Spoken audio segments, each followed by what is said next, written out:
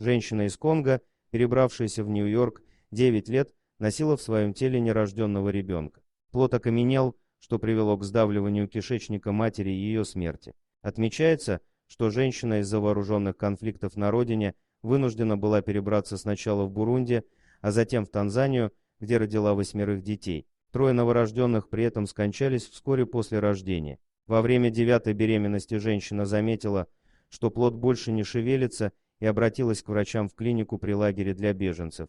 Медики сообщили, что сердце ребенка не бьется, и посоветовали женщине вернуться на осмотр через 2 недели, если у нее не случится выкидыша. Однако, когда африканка пришла на повторный прием, перед зданием клиники собрались люди, обвинившие ее в смерти ребенка. Это напугало пациентку, она вернулась домой и решила больше к врачам не обращаться. Развитие плода прекратилось на 28-й неделе беременности.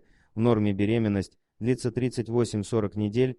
Поскольку выкидыша не произошло, он остался в теле матери и постепенно окаменел. Перебравшись в США спустя 9 лет, конголезка все-таки обратилась к медикам с жалобами на боли в животе, несварение и булькающие звуки в животе после еды. Проведенное обследование выявило у 50-летней женщины литопедион, редкое осложнение, которое возникает, когда плод умирает во время внематочной беременности, а затем остается в организме матери и постепенно кальцинируется. При этом пациентка от лечения отказалась. Она опасалась операции и считала, что ухудшение ее самочувствия связано с наложенным на нее в Африке колдовским заклинанием. В результате после 14 месяцев пребывания в США женщина скончалась из-за острой недостаточности питания, окаменелый плод сдавливал кишечник конголезки, и питательные вещества не поступали в организм в достаточном количестве. На текущий момент науке известно лишь 290 случаев образования литопедиона. Впервые подобный случай был зафиксирован во Франции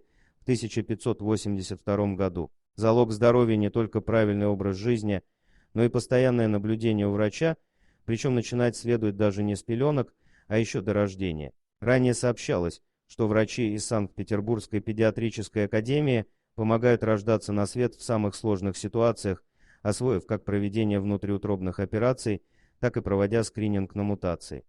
Дорогие друзья, если вам понравилось видео, поставьте лайк, а также подписывайтесь на канал, где найдете еще много интересного.